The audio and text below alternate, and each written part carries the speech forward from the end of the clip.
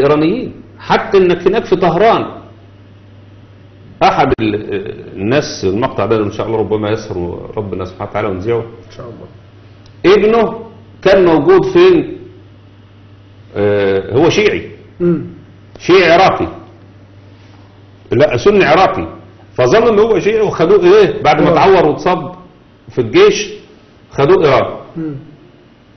فلما اخدوه ايران هناك عالجوه في احد الايه المستشفيات، مستشفى ضخمه وفخمه كبيره يعني.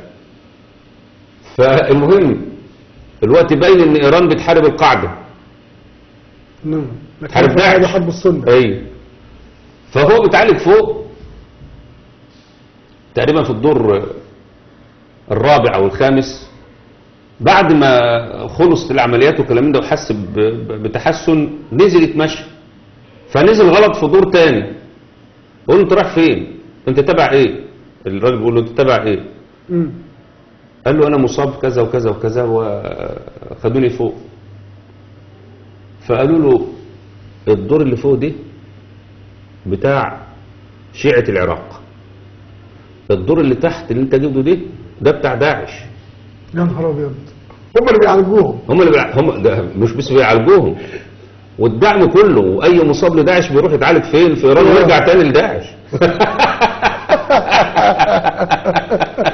تصور دي مستشفى ضخمه كبيره، 500 واحد داعش هناك في ايران بيعالجوهم هناك ويرجعوهم تاني للدواعي عشان يشتغلوا وادوهم اسلحه. ده اللي احنا قلنا ان داعش اصلا. نعم، انها المخدرات.